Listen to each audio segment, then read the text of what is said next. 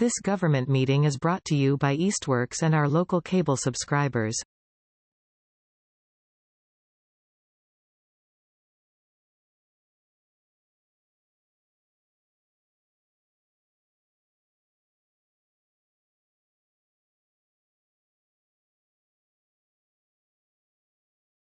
Okay, this is the City Council Ordinance Committee on April 6th, 2026 at 6 p.m.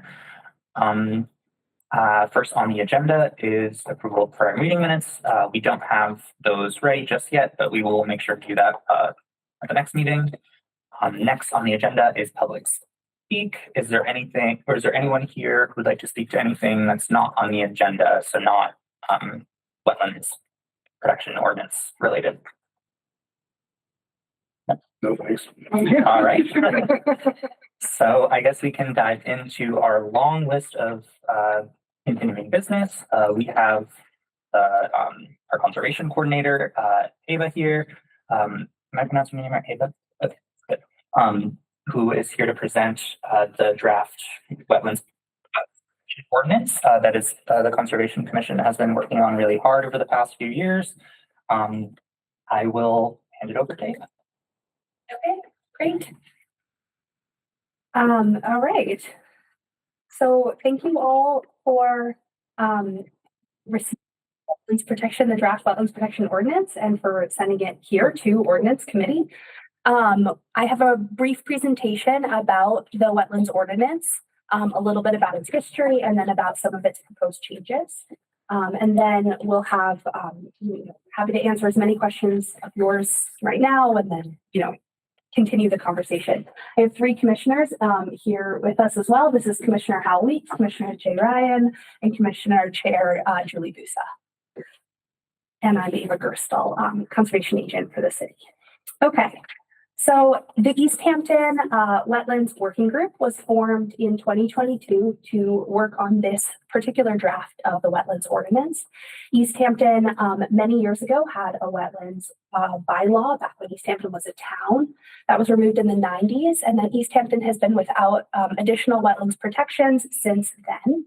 There have been several attempts over the years to work on a wetlands ordinance that have failed mostly due to lack of capacity. And so when this group took the project on in 2022, they took it on in earnest and diligently. The Wetlands Working Group included 4 members, 2 commissioners, myself and my predecessor before me, the previous agent, Cassie Traggart, did a lot of good work on this, and a local professional ecologist for Mass Audubon, Tom Watson-Fencer. And it was really created, the wetlands, the draft wetlands ordinance was really created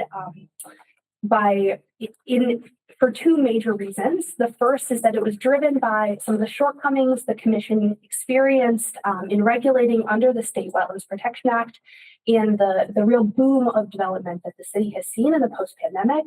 Frequently, they found that they were not able to regulate the wetlands as to the level of protection that residents expected them to be protected to, that they felt they needed to be protected to due to the limitations of the state law.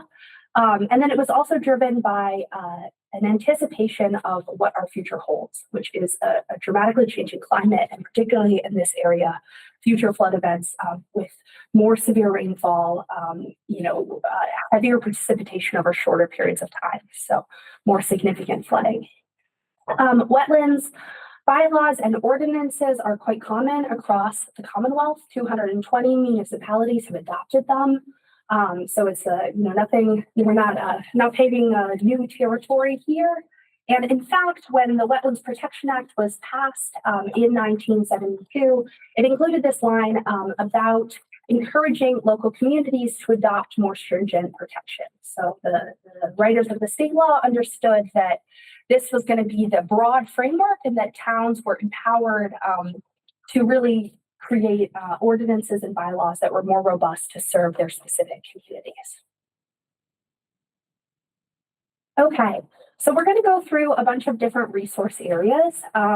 which are different kinds of wetlands that the Wetlands Protection Act and our draft wetlands ordinance are protecting, and that the Easthampton Conservation Commission is tasked to regulate. We're going to go through a bunch of them, and we're going to compare how they're protected currently under the state law, the Wetlands Protection Act, and how they would be protected under our proposed ordinance. So we'll start with vegetated wetlands. When you think of a wetland, you're thinking of a vegetated wetland. You're thinking of a marsh or like a red maple swamp. You're thinking of cattails, skunk cabbage, things like that. They are currently protected under the Wetlands Protection Act, the state law, and they're defined by their soils and their plants and their underlying hydrology. And they are defined by having some kind of stream that runs through them, hence the name bordering. So they're bordering on the stream. A vegetated wetland that doesn't have a stream running through it, but has all of those same things, the soils, the plants, and the underlying hydrology, is considered an isolated vegetated wetland, which is not protected by the state law. Currently, under the Wetlands Protection Act, if a project impacts wetland, either from a crossing or they have to fill in a piece of a wetland, say to put in a driveway where there couldn't be any other location, there's a one-to-one replication requirement. And so that means literally creating a wetland, usually attached to some other portion of existing wetland, excavating soil down to groundwater and like fully usually translocating soil, hydric soil, wetland soil over there, and then really creating a new wetland. So there's currently a one-to-one requirement. Under our proposed ordinance, we add protections for those isolated vegetated wetlands. So those wetlands that are the same as our bordering vegetated wetlands, except they don't have a stream running through them. We add the same protections for them as currently exist for bordering vegetated wetlands. And we increase the replication requirements for total wetland impacted, both bordering and isolated, to 2-to-1. So let's say you're going to impact 100 feet of bordering vegetated wetland and 200 feet of isolated vegetated wetland on site. You'd have to replicate 600 feet of wetland somewhere else on the same site. Mm-hmm.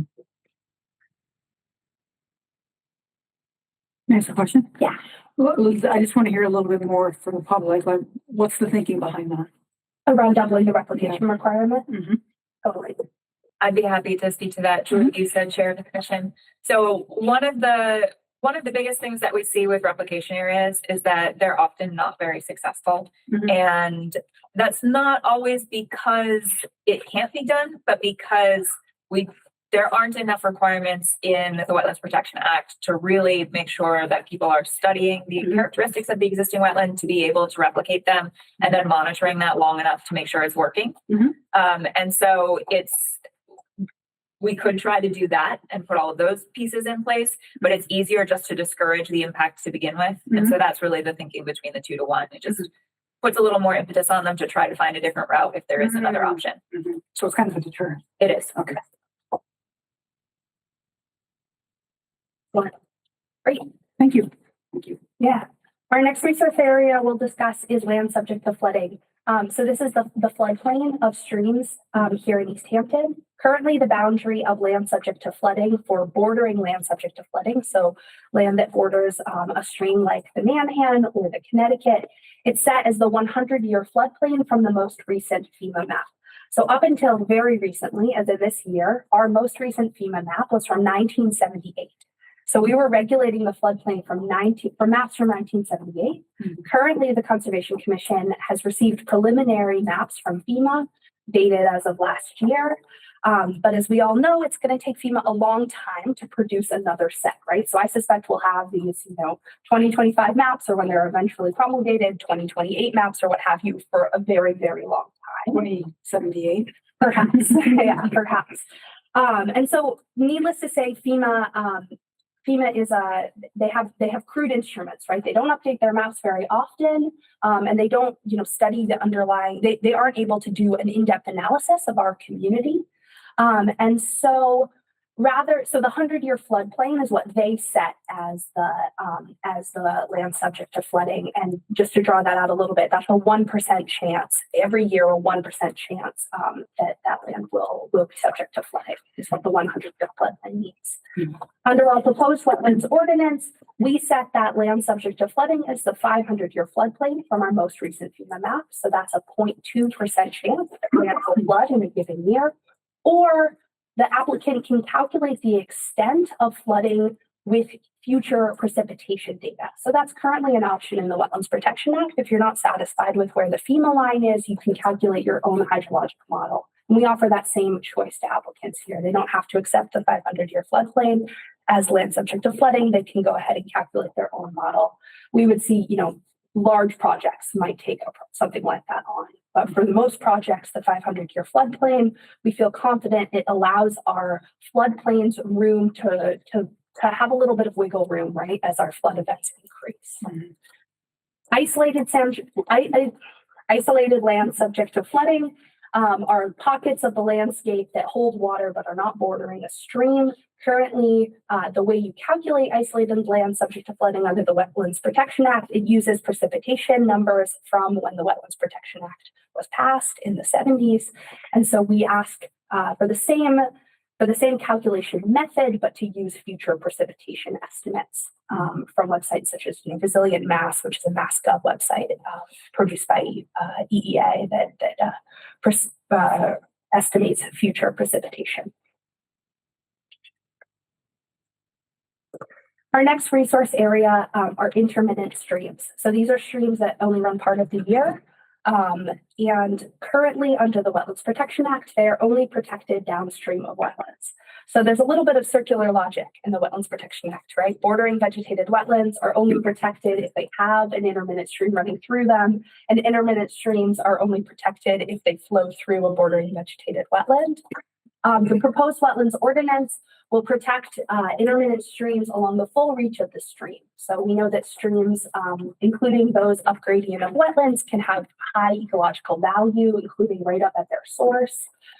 So the proposed ordinance protects them along their full reach.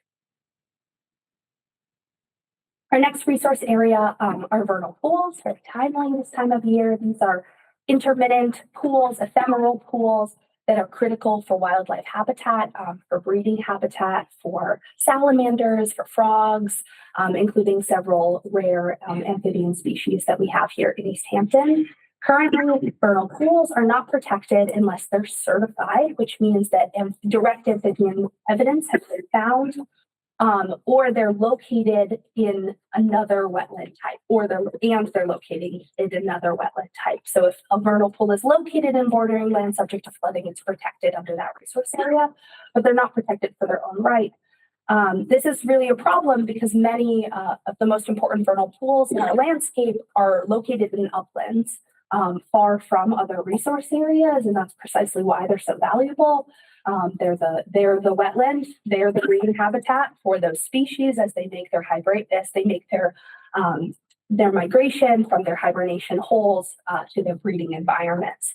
And so our proposed ordinance protects vernal pools with a boundary 100 feet out from the high water line of the vernal pool, gives them a bit of a woodland buffer. So we don't have our amphibians, getting hit by a car and then reaching their vernal pool, one step later. It gives them a little bit of a woodland buffer. And we presume them significant to habitat protection without breeding evidence required. So currently, as I said, that certification process requires breeding evidence, which can only be obtained during about 6 weeks of the year right now. And the same process, if somebody wants to determine this particular pool is not significant to habitat protection, they too can watch it this time of year and overcome that presumption. But it essentially flips the presumption so that the burden is on the person trying to prove it's not valuable to habitat versus the ecologist or the commission having to prove that it is. Mm-hmm. Our next resource area is buffer zone, which is a 100-foot area beyond most resource areas, so 100 feet beyond intermittent streams, vegetated wetlands, and vernal pools. not beyond land subject to flooding or riverfront area. Under the Wetlands Protection Act, currently it's advisory for these 100 feet and it's not regulated directly. Under the proposed ordinance, we keep it at 100 feet, but we split it into two zones. There's an inner 50-foot, which is a no disturb zone. And with, some relief process possible if needed, primarily that inner 50-foot is designed to be protected as the resource area we know it is. That gives the wetland room to move, which wetlands do, right? They sometimes get wetter and they expand into what was previously the buffer zone. It gives them a bit of a woodland buffer. And then in the outer 50-foot, limited work is allowed. So landscaping and grading work, elements of stormwater management systems, and then limited impervious work if the stormwater is fully managed so as to not make its way into the wetland.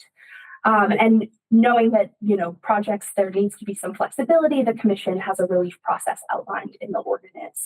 If alternatives to the project are worse for more valuable resource areas, such as the inner resource areas, the vegetated wetlands, the vernal pools, etc.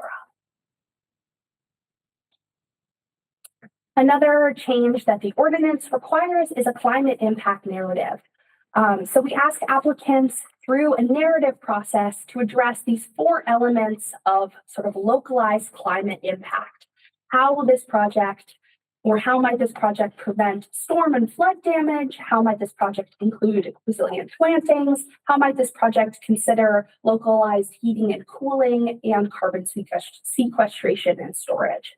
And our idea around this narrative is that it be a flexible instrument.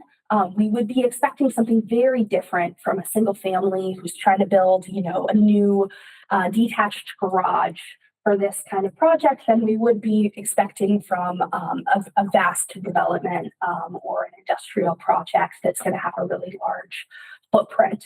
But it just encourages all residents of the town, all residents coming in front of the commission to just think about their project in the context of climate change and what they could be doing on a small scale to just, contribute just a little bit towards not worsening the problem.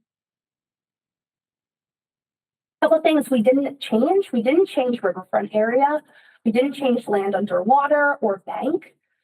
We added no changes to the timelines. Our desire with this ordinance was to sort of stitch it together with the Wetlands Protection Act as seamlessly as possible to allow for ease for the applicants. The wetlands process is already complex, and there's no desire to add a bureaucratic hoop here. It's just about adding extra protections while keeping things as streamlined as possible. So the timelines we're keeping in alignment with what's written in the Wetlands Protection Act, same with the hearing process. Essentially, all of our Conservation Commission procedures are going to be the same.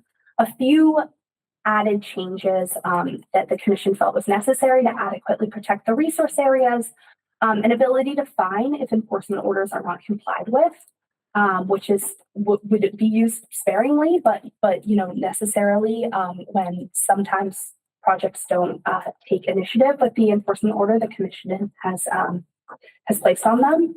Modest additional fees to go with the implementation of the ordinance.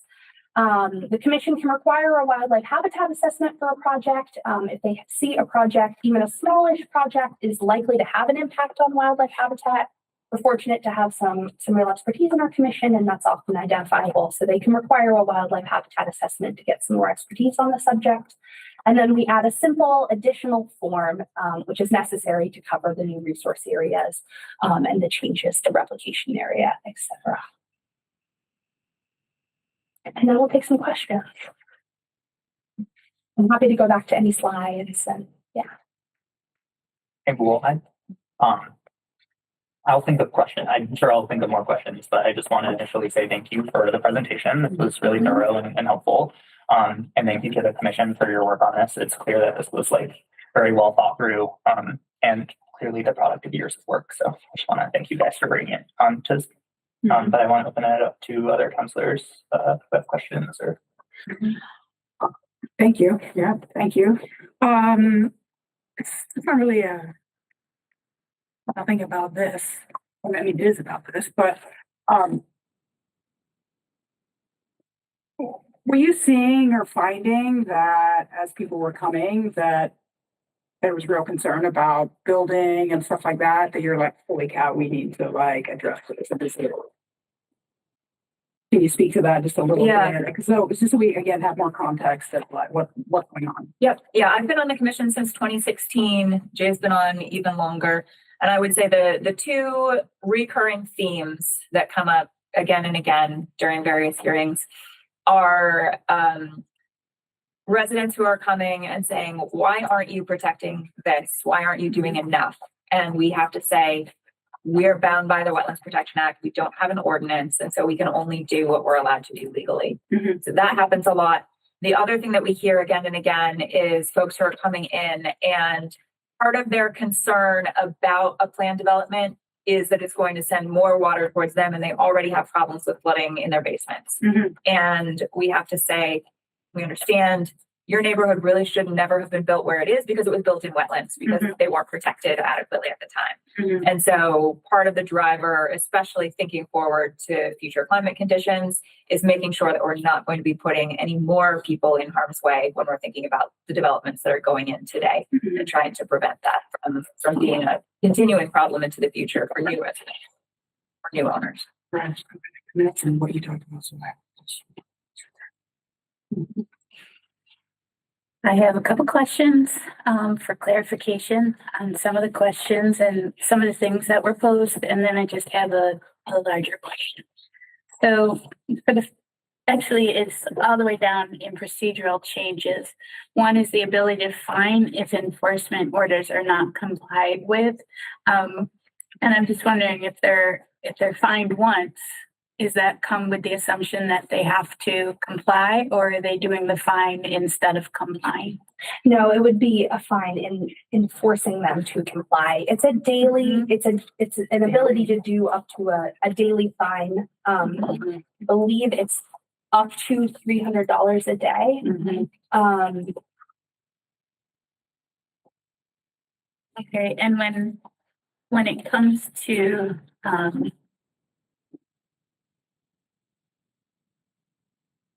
when it comes to the commission can require the wildlife habitat assessment for any project. So let's say that the commission decided that this was a wildlife habitat. What would be the outcome of that? Would it be that it can't be built on at all in this area, or that the person would have to help to relocate that particular, like, what are some of the things regarding that? Do you want to speak to wildlife habitat assessment? Sure. Yeah. Yeah, so the first thing I would say is that wildlife habitat assessments can be required through the Wetlands Protection Act, but when you can require them and can't require them is fairly convoluted. So for one, we're just trying to simplify it because this is something that comes up a lot. I would say this is a fairly common resident concern that we hear when people are coming and saying, why aren't you doing enough? And so it allows us to ask people to look at what habitat is there. And it may be that they're able to show, they bring in an expert and they say, yeah, there's nothing really unique here that we need to worry about. And then that gives both the commission and the residents who are concerned some comfort, I guess, that it's not a real issue. And then in other cases, what we would see is that perhaps there is a certain section of stream that has unique characteristics that are really important. And so then we would try to work with the applicant to avoid that area in lieu of an area that doesn't have those unique features. And so it's more a way of having good information to adjust the project in ways that make sense. I think it would be probably a very rare instance that we would say, you just can't do this here at all. Okay. And I would just extend on that too, to just say a lot of the way that this is structured is to give the commission more tools to work with applicants, create better solutions for both the applicant and the commission, right? Rather than the applicant saying, I'm going to put it as close as possible to the wetlands as I legally can under the Wetlands Protection Act. It gives the commission a little bit more flexibility and a wider area of regulation. Yeah, that's what I was trying. I'm glad you because that's what I was trying to get at. Of what are you seeing that's like not just hindering, but it's like, oh, we could do something else, right? But we're in the. Yeah, right. And something another one of our commissioners brought up at one of our other introductory sessions. Our commissioner who's actually been on the commission the longest. He's been serving the commission for 19 years. Commissioner Dan Buttrick, previously back in the 90s. So he remembers when there was institutional memory of the old wetlands ordinance or of the old wetlands bylaw before Easthampton became a city, and there was a 50-foot no disturb in the first 50 feet of the buffer zone.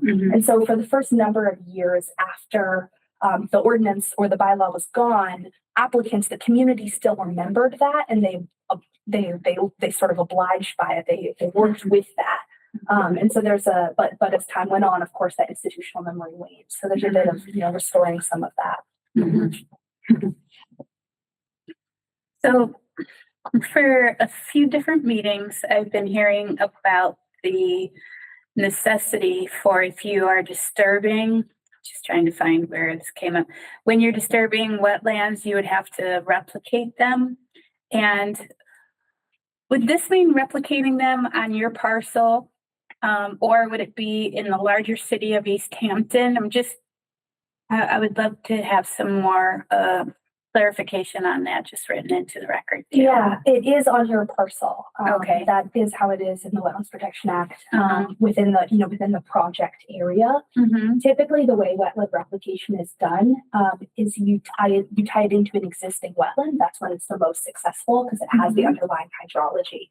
So you would take a square footage area that is, under the ordinance would be a 2-to-1, so double the amount that you impacted, and you would create it like kind of on the boundary of where the wetland currently is, excavate down, translocate soils, and then add some wetland vegetation to really get it going. Okay. And then there's monitoring requirements to ensure that the wetland will actually functions and doesn't just dry out again and become more upland.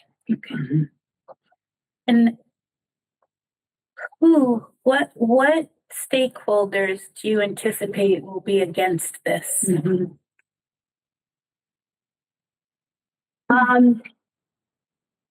What stakeholders do I anticipate will be against this? I think developers who are not invested in the natural resources of our community, I suspect will be against this. Developers who are primarily incentivized by profit and don't understand the necessity for balance. I think, and I think, most of the developers that have brought big projects before the commission are coming from outside of our city. So as Ava's implying, they don't have that investment in our local resources. They don't have the same investment in our residents that do. And so I think that's the big developments that are really profit driven, where they're going to come in, build something, and then sell it off and leave. I think that's where we're going to see the most potential pushback.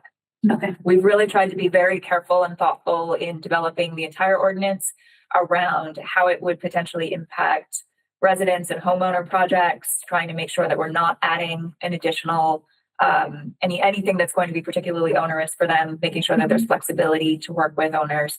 And frankly, those aren't the projects that come before us that people have concerns about anyways. It's the really large impacts for big developments. And if I can just add to this, like, as a very pro-housing person, like, and we had this conversation before us, and I just want to like put it into the public record. We have a lot of regulations and requirements on our zoning that put restrictions on buildings. We have unit maximums, we have height maximums, and those ultimately are protecting people's feelings about the community and how the community looks. I personally feel like that is way less of an important thing to protect than the wetlands, and like when you're looking at the site and how it can be used to protect the resources and the critical wildlife. And I think that we're in a process of looking at our zoning to see how we can reduce those barriers in other ways, like reducing the unit maximum or removing it or making it so people can build higher. And I think that that's the answer to a lot of those developer concerns. Like, we understand that there are constraints and we understand that it's expensive to build housing, but like, we can give and we can take. And there's other ways that we can increase the ability to have density on a site than allowing the whole thing to be paved and built with 7 buildings and all that. And I think a great example of this is like the Sierra Vista project that has like 9 buildings, and it's on land that people are concerned about. I don't know if it would be considered protected wetlands or not, but or the reason that that project had to be so spread out was because of the 18 unit maximum per building. So if we remove that regulation, they could have built the site a lot more compact and preserving land. So I just think that that's an important piece of this conversation to add. Yeah, I know when I was driving over here, listening to the news, they were talking about EPA regulations disappearing and allowing more greenhouse gases, et cetera, which all has impact. And I remember when I lived in Brattleboro, in Keene, they had built this large complex, Home Depot, blah, blah, blah, blah, blah. And the very next year, the city basically flooded. It had like 3 feet of water like in the city. And so it's easy to see how these policies translate into, or not protecting the land, translates into, destruction for homes, wildlife, et cetera. So I think they're all very interconnected. So I appreciate you all bringing this forward because I think they are a priority. And I think that, going along with what Chair Jamrock McQuaid said, I think that there are other things that are certainly far more important that we need to be thinking about. We think about protecting land, protecting water,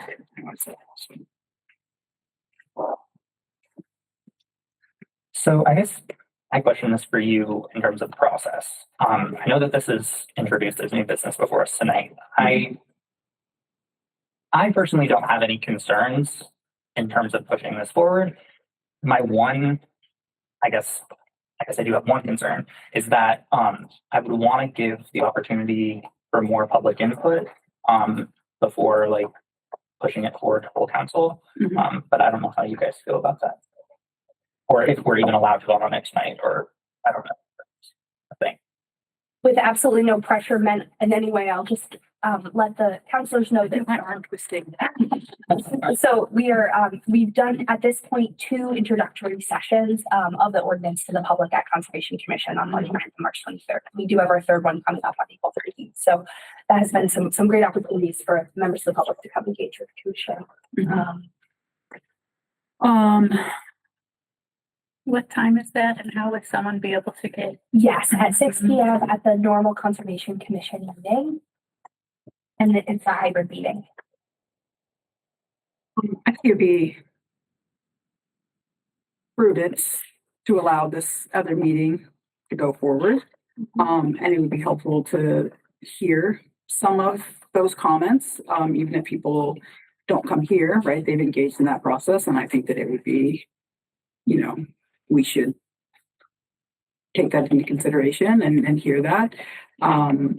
I do support this. I have no concern moving forward with it, but I just to honor the process that's currently in place, I think that we should, give residents the opportunity to weigh in. That's my perspective. Where is that going to be held? Here in the basement conference room. Do you have have you gotten common feedback that keeps coming up, or in those meetings? There hasn't been a ton of feedback. I will say I think we expected more. We received a written comment that I'll be sharing with the commission at our upcoming meeting from a citizen who's concerned who's been a frequent flyer at our Conservation Commission meetings out of concerns for resource areas. Yeah, we've had a couple folks who've been at our meetings who were there for other issues have asked great questions. Would you say there's been any reoccurring thoughts? No, I mean, I would say it's been universally supportive so far, but not well attended. Mhm. So our last two agendas where we presented this were very light, so there weren't a lot of people there generally.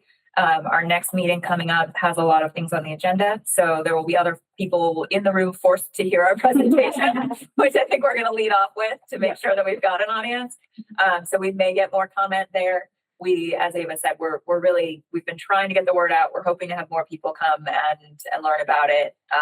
Really, we're genuinely trying to get as much opportunity for public comment as we could, and we just haven't had a great response. So, but everyone that has been paying attention has been supportive and had good questions, but ultimately thought it was a good idea. When we have a project like Tasty Tap, we can fill the room pretty Yeah. good with people who have opinions and comments. Yep. And I wish they would show up Yeah, to this because some of their concerns could be addressed right now. Sort of, I mean, on topic, unrelated. Are you open? I would love to see some of these. Is it possible to kind of tootle around with you and see some of what we're talking about, just so I have, See some of the wetland resource Yeah. areas? Yeah, absolutely. so Yeah. I can reach out to you and anyone else is welcome to Yeah, attend that as was well. one of my next questions, was just like, where in Easthampton do we see this? Or like, Yeah. are there resources that we could provide to the community to help them understand when they might be affected by this or something like that? Yeah, absolutely. Mhm. Are you thinking resource like wetlands that are currently on just, on our public lands, things like that? Yeah, Yeah. absolutely. One thing I would add for context too, with regards to extending the jurisdiction for intermittent streams to be above or up gradient of bordering vegetated wetlands, that is driven specifically by Mount Tom and particular conditions we have in Easthampton, Mhm. where we have a lot of seeps and springs and little streams coming out of the slope Mhm. that are not currently protected. And so that's something that people tend to be familiar with as an Easthampton specific Mhm. element that isn't protected under the existing state act. Yeah. So I'd be very interested in seeing that so that we can speak to that and also just educating myself. I also, and this might not be a question that you can answer now, and I know that's a big question given that there's like 200 something ordinances. But it'd be interesting to hear your thoughts on where this stands in comparison to like the other ordinances across the different municipalities, like in terms of fees, in terms of this wildlife habitat assessment. Like, is this above and beyond what's usual? Is this about middle of the road? So I would say, well, yeah, it depends on which town you're looking at for sure, 220. And also it depends on which particular area. I will say there's only a few towns in the Commonwealth that have added this climate impact narrative. That's a much newer trend. Salem has it, Arlington has it, really only a couple communities, Boston has it. I think it's been an idea really within just the last couple of years. So communities that haven't updated their ordinance recently haven't taken it on. I think there's also, other communities have, questioned how to do that in kind of an equitable way, not to add an overburden on the applicant. I think we found a really good approach here by allowing that flexibility and focusing on these 4 key areas of localized heating and cooling and resilient plantings, storm and flood damage, and carbon sequestration and storage. So that's a place where I would say Easthampton is a bit of a leader there, joining just a few other communities. Certain things like a no disturb zone in the buffer zone, additional protections for vernal pools and intermittent streams. Those are really bread and butter. And almost all wetlands protection acts, almost all wetlands protection bylaws and ordinances have them included. Those are some thoughts I would have. I would say increasing replication requirements to 2 to 1 is also quite common because the evidence is there about the struggles of replication. I think when the Wetlands Protection Act initially was written, there was hope that wetland replication was going to be just as good as wetlands that occur naturally. And then that has not played out. A lot of the replicated wetlands, particularly from the 70s and 80s, are dry these days, are not serving the functions of wetlands. So a 2 to 1 replication requirement, I think, is pretty common. The filing fees, we've absolutely calibrated those in accordance with nearby communities. Certainly not trying to exceed what we see in Western Mass as a fair, not overburdensome fee. So that was a place where we really kept our focus somewhat localized because Eastern Mass was really doing their own thing with filing fees. Do you have anything Yeah, and to I would add say there? we looked at a lot of examples. We drew pretty heavily from elements of Northampton, Amherst, South Hadley, maybe Belchertown was in the mix, but looking at a lot of the communities that are nearby. Thank you. Any other? I mean, I just want to also add to the record that this is municipal action number 29 in our climate action plan as a city. So I also just want to thank you guys for helping us like get there. So this I think will be a good step in that direction.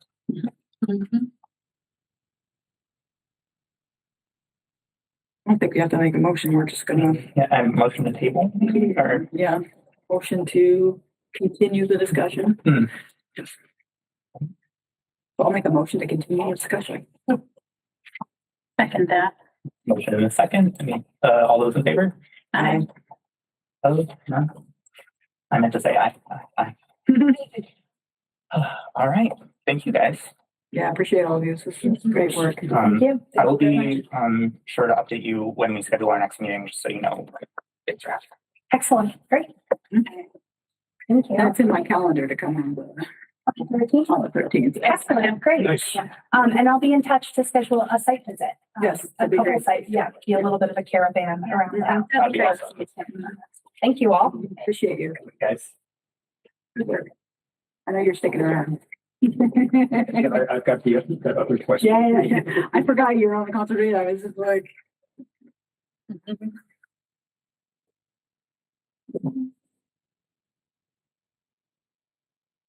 Okay, so I feel like just knock it off. Next on the agenda, I feel like we can talk briefly about the affordable and fair housing partnership zoning recommendations. So, I don't think we've discussed it in this meeting, but the Have a good night. Aquifer Protection Committee and the Affordable and Fair Housing Partnership have been working together to figure out how to best move forward related to concerns about the impacts to the aquifer. As part of that, there has been conversation started with researchers at UMass about producing a groundwater model in Easthampton to sort of understand the impact and the sensitivity, particularly of like the R40 area, the Plains area. Are you talking, I just want to make sure we're The on zoning stuff. three. Yeah. Okay. And as part of that, the Pioneer Valley Planning Commission is putting together, where they put together a municipal vulnerability preparedness program grant that included that work potentially, and the city committed funds to support that and match the grant. So we'll find more about that, I think, by the end of the year, potentially October, November. That would be a 2 to 3 year process. I think 2 years is what it's quoted at, but Bob Newman thinks that that's very ambitious. So I think that we can expect it to be a drawn out process, particularly related to the things that would impact the aquifer. Okay. I think that there's still some discussion to be had about what can be pulled out and move forward with that doesn't have a direct impact on the aquifer. I think that the mayor is interested in that discussion. I think the Affordable Fair Housing Partnership is interested in getting more of the stuff through. So I am scheduling a meeting. I haven't scheduled it yet with Ben from the Affordable and Fair Housing Partnership to discuss what the sort of high priorities are, whether that's duplexes by right, whether that's reducing setbacks, or looking specifically at the R5, R10. I think that there's a lot of ways that we can go with that. I would be interested if this committee has any specific ideas or priorities that they want to pursue on that. Welcome that input as well. But that's sort of where we are with that. I think that in the next couple of meetings, I'll be able to return with a little bit more substance. But yeah. Yeah, I'd be curious. I think, since the housing partnership really kind of brought this forward, right? I'm interested in seeing kind of what would they like to see the next steps to be, and then really trying to follow that lead. Because I want to be respectful of that process and the work that they've done. And I know that they've certainly spent a lot more time on this than, well, not you, but as a member of that committee still. So I think I'd like to be respectful of kind of that process for that group. And then, I'll try to attend one of them future meetings for that to kind of follow up and kind of follow along. But that's kind of my initial kind of first feeling is I feel like I want to be respectful of that process for them.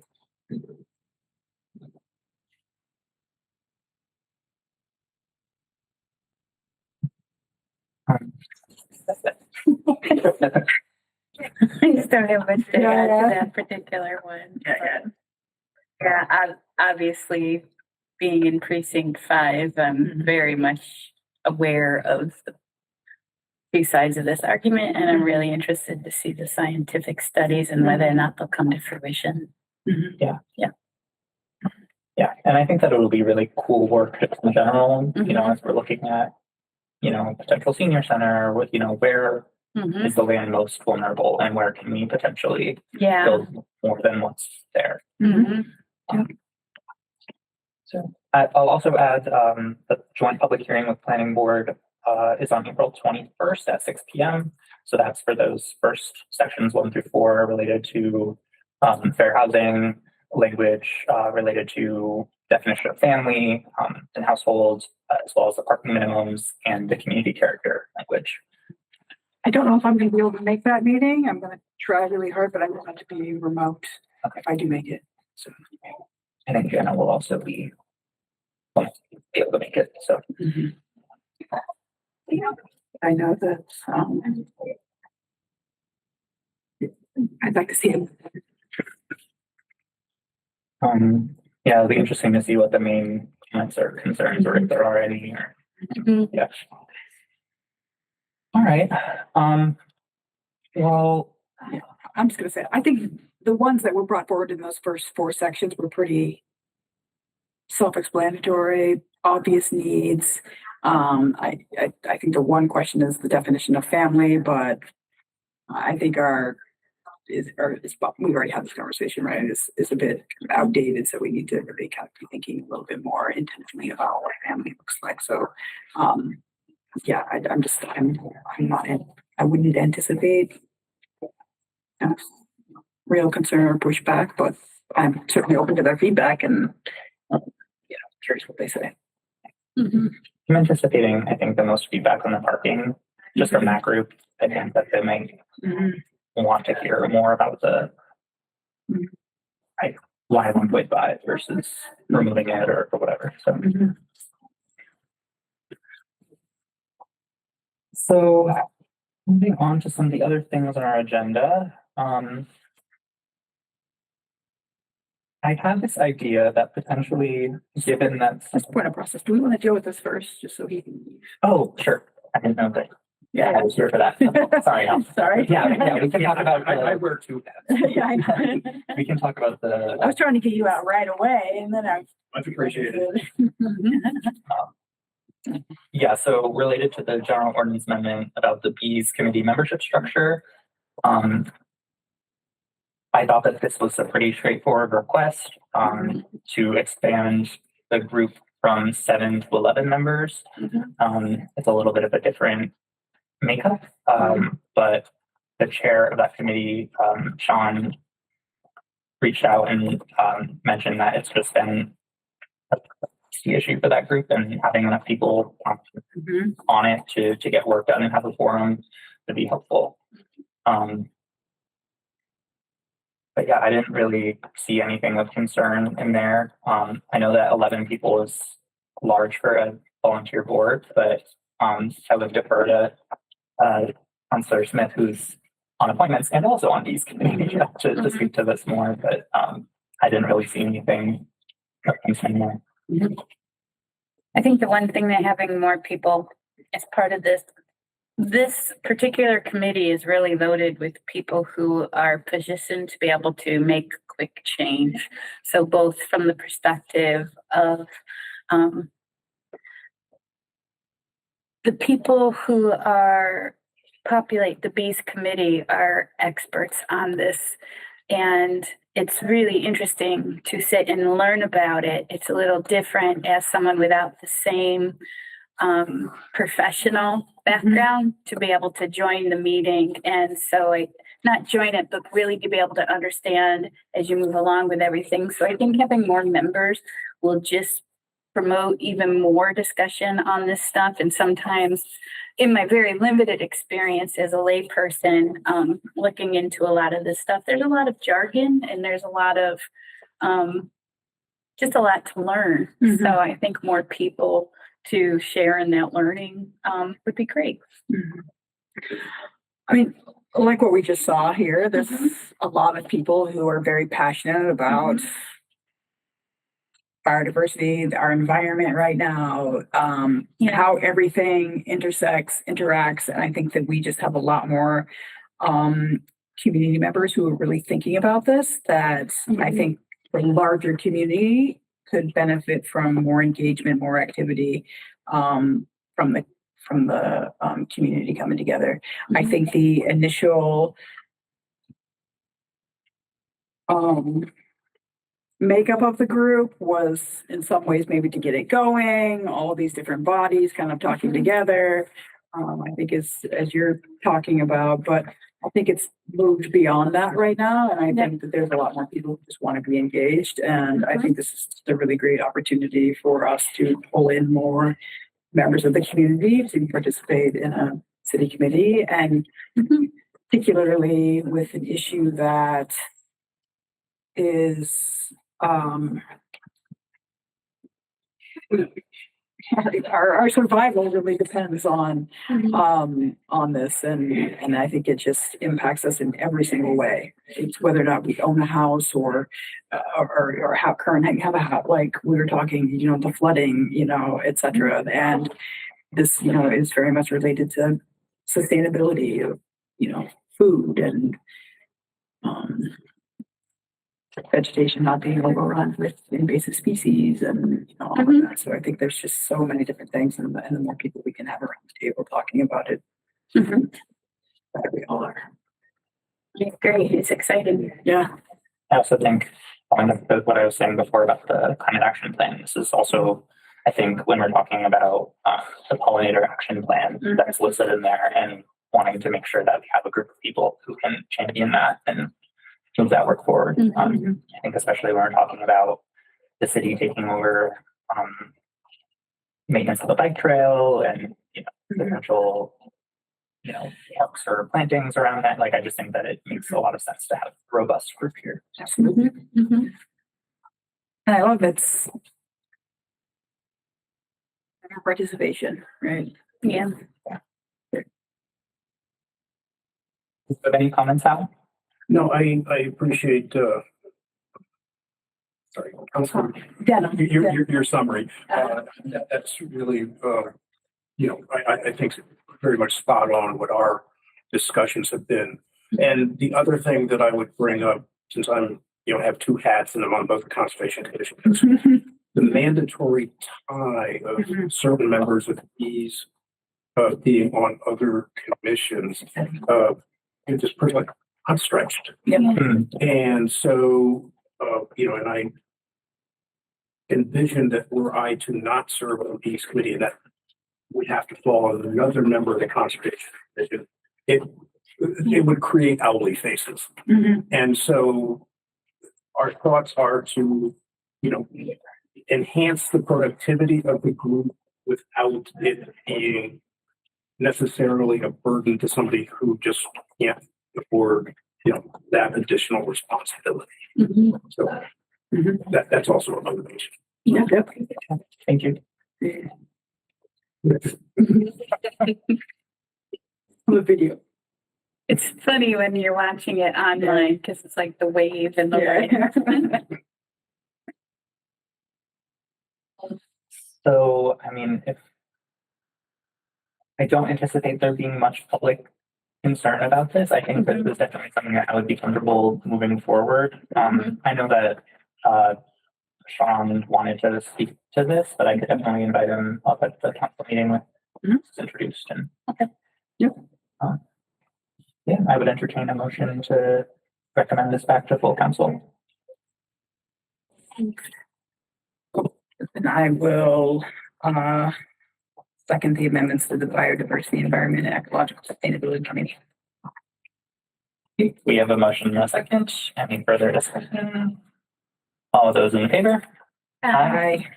Any opposed or abstentions? All right. Thank you very much. Thank you. Yeah. Also needed. All right. Thank you. All right. Another one down. Just as a point of, most of these edits are in section 2.2-76.1, establishment and membership, correct? Yeah. Yes. Yeah. So we make the motion that we should. Yeah, I think I can open the actual form. Yeah. All right. All right. So What are we on? I just wanted to preface this next discussion because these are items that were on the board before I was here. I also, without talking about it because it's not on the agenda, I also just want to call to attention or remind everyone that we will, like, you're introducing a new business item that will eventually get to ordinance as well. So we're going to have that additional thing. So I'm just thinking in terms of moving forward, if we wanted to maybe individually, like, take point on one or two of these items, just to like have the conversation with planning department about it, and then come to this committee able to just like present a little bit or speak to it a little bit. Again, I'm happy to take on most of those things. I don't want to, like, this ordinance review committee's report was back in December of 24. So that's well beyond Any of us, actually, none of us were on the committee at that point, so.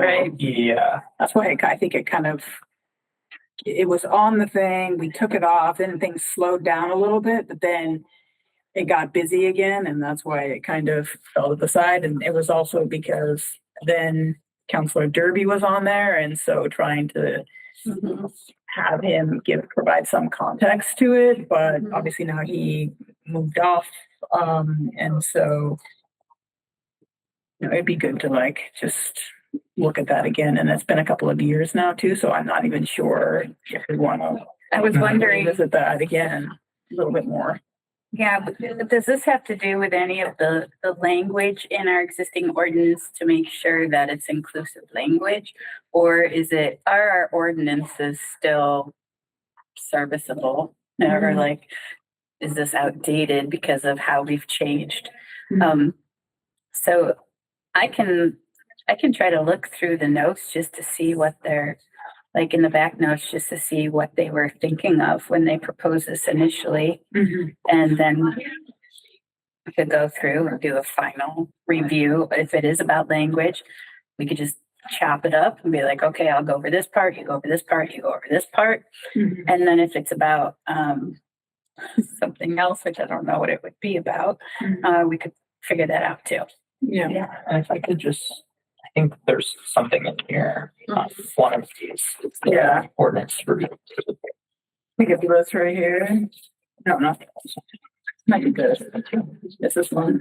It comes with a letter. Yeah, there's a letter and then there's a matrix of all the places that they want us to look at. Updating hole. Or injure the feet of horses. Yeah. So, I mean, I would be happy to, if you want to take an initial look, and maybe split them up into categories or something. I would be happy to take that on. That works for everybody. Yeah. Please, by all means. So we will, we can discuss the agenda items outside of the meeting, but I think when we're maybe at the end of this meeting, it's at a regular meeting time, and I can figure out how we want to put the things on it. Okay, so residency requirements for members of committees. We actually had started to talk about that and we had divided things up and then like, again, everything kind of started to happen. So I can go back and get that documentation and kind of start that process again. So I'm happy to do that. Okay. Sounds good. And I included the letter here for the request, but I know that there might be other stuff. Yeah, there was stuff, actually, Barbara, former city clerk, she had like, this is good, and like handed me a bunch of stuff, so I'll need to go back and find that again. So, yeah. If you could also just loop me in, because I'm trying to compile all of it in one place from Google Drive, just like once we have it on the agendas as like highlighted discussion items, I just want to make sure we attach all the stuff. Right. And then Sandwich boards. the sandwich board. Yeah. So that, after that was initially started, but then the planning department said, we've got a lot of changes, so I'm not quite sure if that wants to just be sandwiched into kind of a larger conversation, because I think the sign ordinance itself needs some updating, and this originally was brought to me by the former mayor, was like, we need to talk about sandwich boards, but really the whole, and at the time I didn't understand that the whole sign kind of ordinance needed to be updated, but it in regards to the sandwich board, it really had to do with space on the sidewalk, and they take up a lot of space. So what is that? And then the other piece of it, I think, had to do with how much it cost and whatnot. So, just end up thinking, right, we actually never got a chance to. I mean, it was Senator Yeah, it's pretty recent. Gomez and I were talking about it, right? So that was, again, got sidetracked with.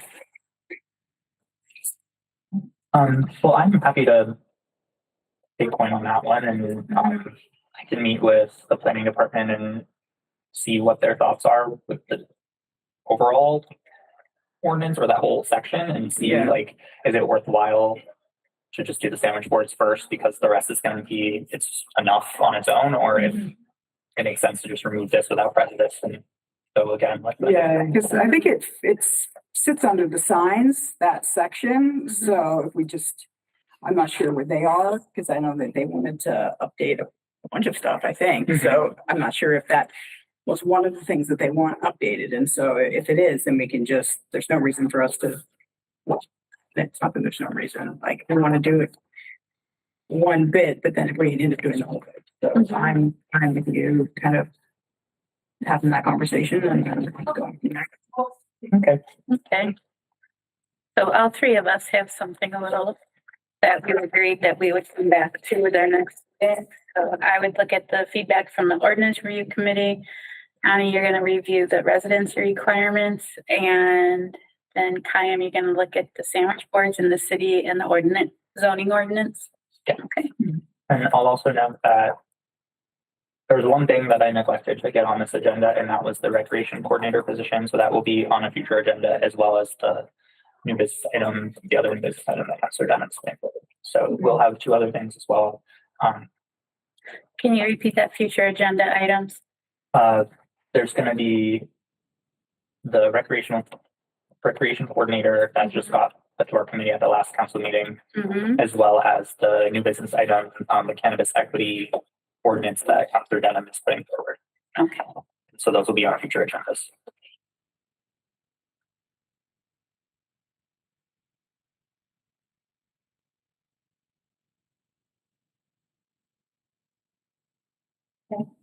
All right. Okay, so, and I think that the last thing we need to do and the goal that I hope to accomplish before we adjourn is to set a regular meeting schedule. At least, I'm hoping for the next couple months, we could do twice a month, just because we have so much going on. But, I would be curious to hear what days are the best for you guys. Typically, with the exception of when we're doing the municipal academy, I usually have on the Monday before our big meeting, we usually have appointments. So, So, like, usually tonight would be, right. but because the council meetings are off. Mhm. Okay, I see. Well, we didn't have any new business to discuss in appointments. Yeah. So the 13th, you could meet, right? If I'm following your thinking right here. With the Conservation Commission or just our own meeting? No, our meeting. But that- Okay. That is the day of the conservation. Oh, right, but I just meant, I was just trying to follow like Oh, okay. the calendar. Mhm. So, for example, 13th, so the next Monday that you could meet would be the 27th? What's wrong with the 20th? Well, that would be, okay, I get it. In case, I mean, yeah. My date, my months are, so the 20th, No, I get but what that's a you're saying. holiday. Yeah, forget it. I'm just trying to follow her calendar and so I got off. I was trying to, What's the holiday on April 20th? I think it's, Oh, is that the race? it's not Boston Marathon Marathon Day, Day? it's, not evacuation day, but, No. Patriots Day. Patriots Day.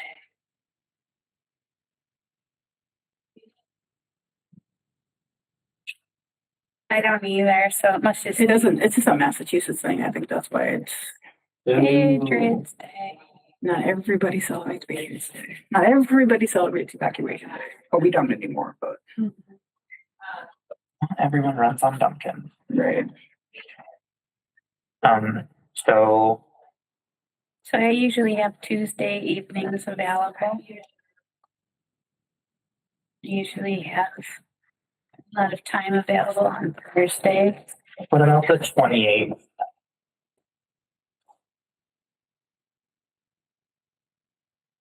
Aside from it being my dog's birthday, I'm good. I'm good that day. So could we do? So in April, it's weird because of council being staggered, but Mhm. if we met on the 28th, that would be the last Tuesday of the month. Okay, Do we want to do like the second and the last Tuesday? Because rent study committee is on the first Tuesday usually. So, I'm fine with that.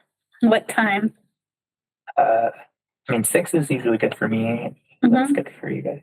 I said 6. Yeah, 6 is the best.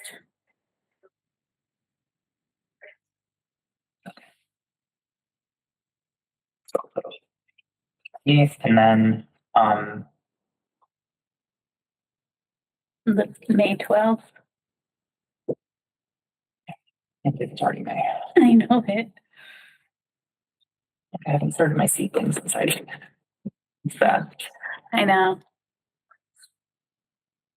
Same. So 28th, and then, so you said May 5th or May 12th? May 12th. May 12th and the 26th would be, yeah, okay.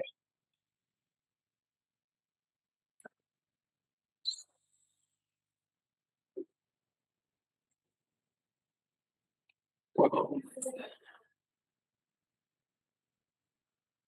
6 p.m.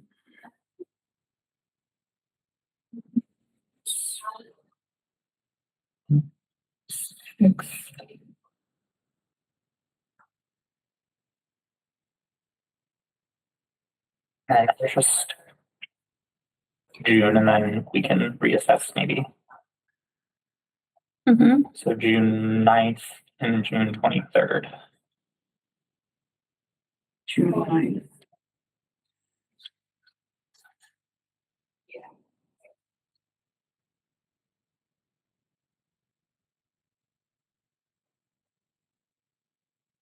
And that should give us some running to get these things done.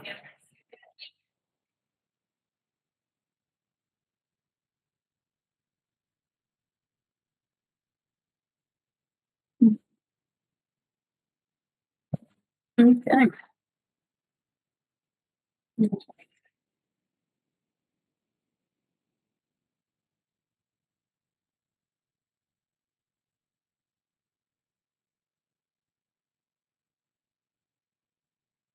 Okay. All right. I think that's all that's on our agenda. So I would entertain a motion to adjourn. So moved. Second. All those in favor? Aye. This government meeting is brought to you by Eastworks and our local cable subscribers.